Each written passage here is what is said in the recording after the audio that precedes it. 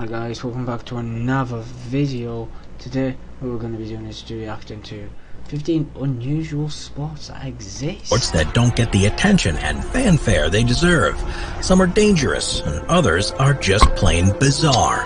So put your game face on and join us for the top 15 most rare and unusual sports in the world. Number 15. Quidditch. Let's kick off our list with something a little goofy. And even though the sport is essentially made up, the game of Quidditch has managed to leap off the page and onto our Muggle fields. Harry Potter fans were so captivated by the airborne sport that they managed to create their own version that's a little more accessible. So you won't need a flying broomstick to play this version of Quidditch. And believe it or not, people can get pretty intense out there. These real-world enthusiasts typically play on a field hockey pitch or hold brooms between their legs as they run around trying to catch the quaffle, avoid the bludgers, and of course snag that illustrious golden snitch. But seeing as how magic isn't real, players have to improvise, usually having someone dressed in gold act as the game-winning ball, and run around the field as fast and as frenzied as their muggle legs will let them go. This form of Quidditch started out at a few colleges in the United States, but when word spread like wildfire, it quickly spread all across the country.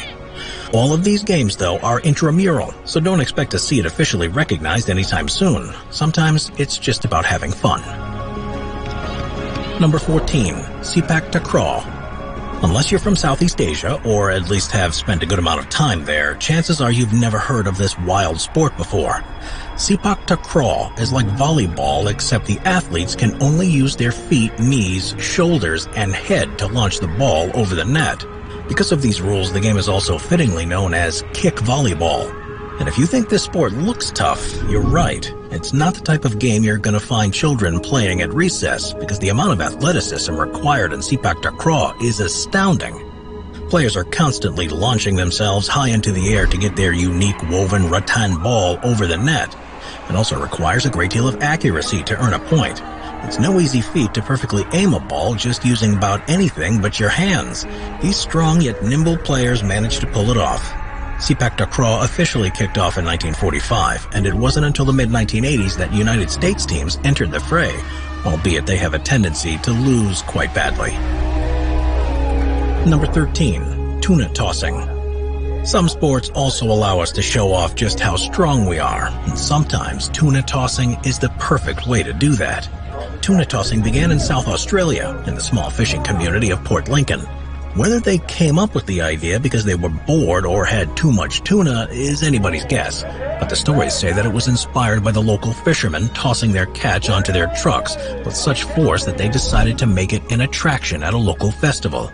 The rules of tuna tossing are quite simple. Whoever can throw one 20-pound tuna the farthest is the winner. Maybe if they're lucky they can take it home, although what even the best chefs can do with a beaten-up 20-pound tuna is anybody's guess.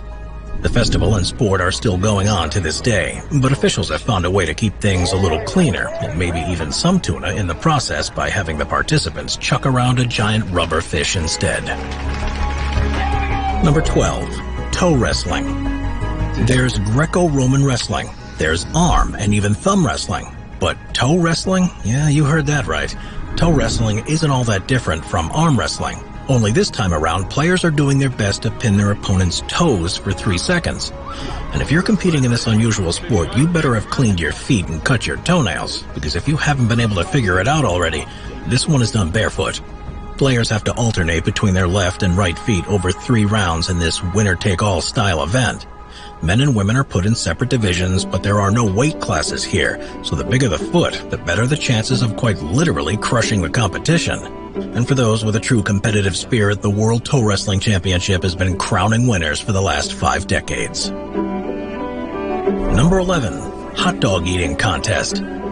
This one isn't so rare, but when it comes down to it, a hot dog eating contest is downright unusual. Consider how many dogs these competitors can eat in such a short amount of time and how much preparation they put into the event. The only rule in this funky sport is to eat as much as you can in 10 minutes. Most people can maybe eat a handful, but hot dog legends like Kobayashi and Joey Chestnut can wolf down about 76 in that same time span. People out there have done the math and calculated that Chestnut has eaten well over 19,000 hot dogs in his lifetime. It's probably not the healthiest lifestyle, but the man stands at 6 foot 1 inches tall and weighs around 220 pounds, so the man is by no means obese.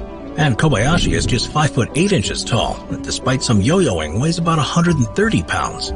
And while the annual Nathan's Hot Dog Eating Contest at Coney Island isn't the only competitive eating event in the world, it certainly has garnered the most attention and prestige. Number 10. Man versus Horse Marathons. It is hard enough running a marathon against a fellow trained athlete in peak physical condition, but what about racing a horse? Do you think anyone even stands a chance? Well, probably not. But people have been trying every year in Wales for the last few decades.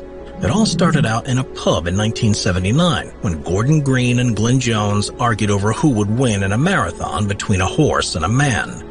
It's a strange argument to have, but sillier things have been uttered late at night at the pub.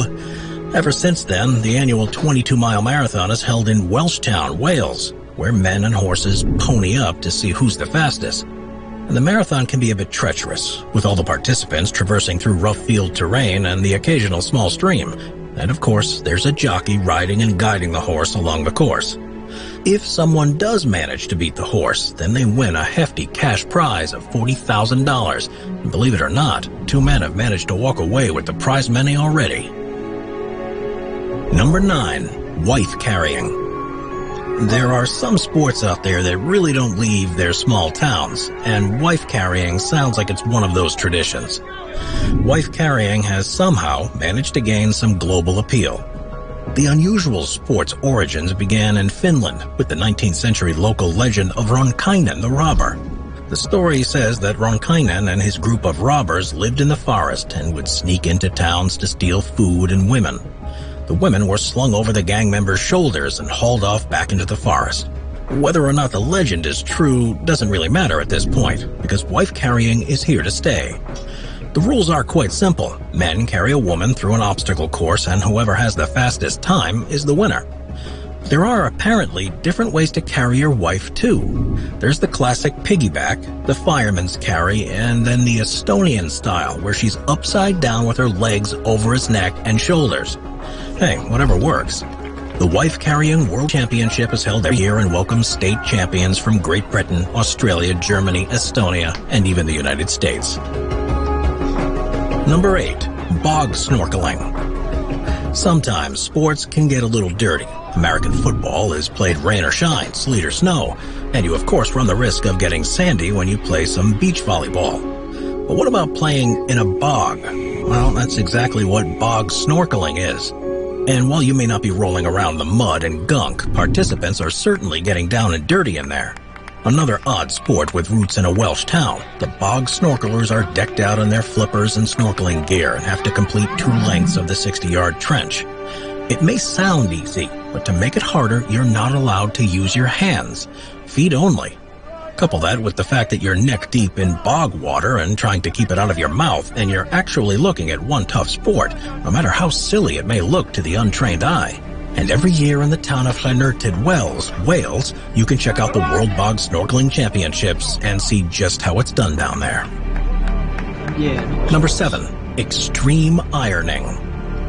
Everybody hates doing household chores, but what if you can make it fun by taking it to the next level? That's exactly what extreme ironing athletes do.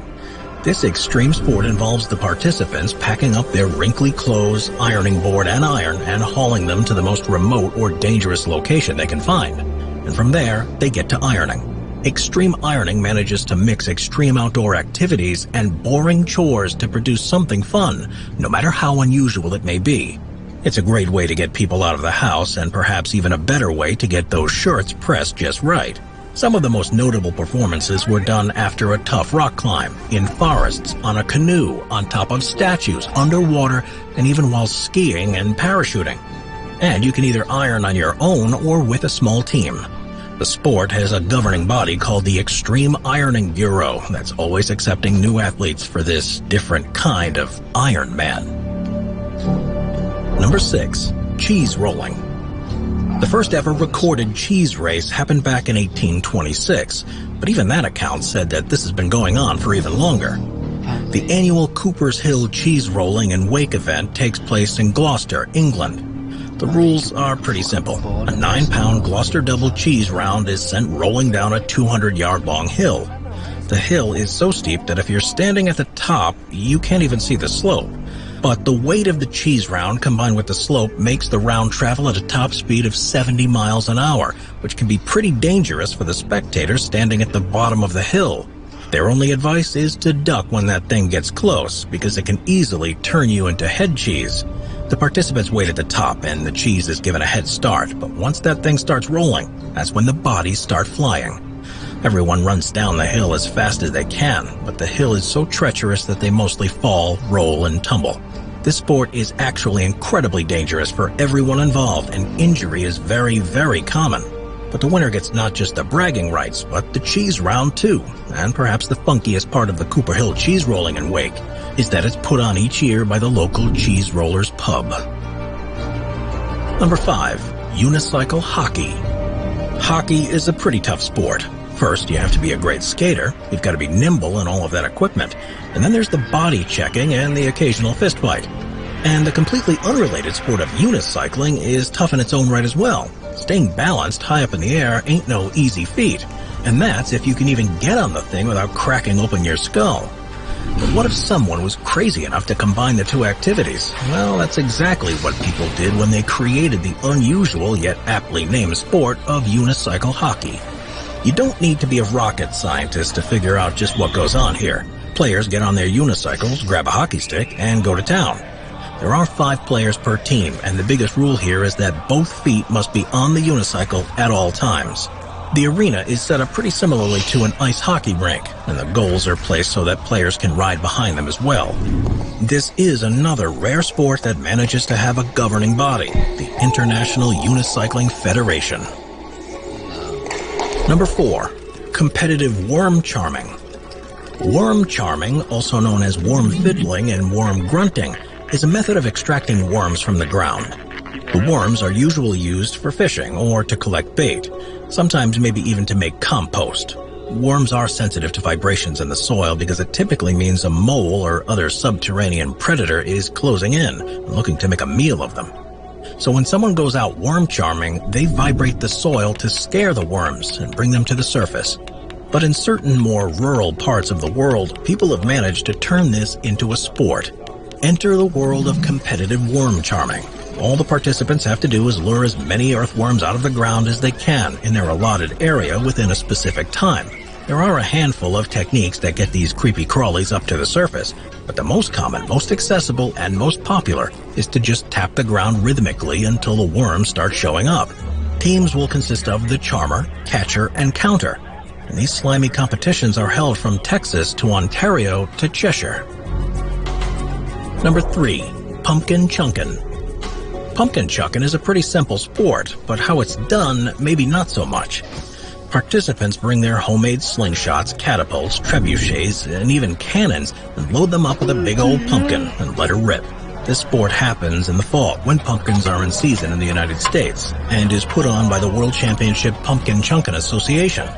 The event has been going on since 1985, with the longest shot even making it into the Guinness Book of World Records. The title is held by the pneumatic cannon named the Big 10-inch, and it managed to chuck that pumpkin a whopping 5,545.5 feet in Moab, Utah in 2010. That's absolutely insane. People can get pretty creative when it comes to their prized pumpkin chuckers. Just try and make sure that you're not standing on the other end of the field when one of these wild fall events is going on. Number 2.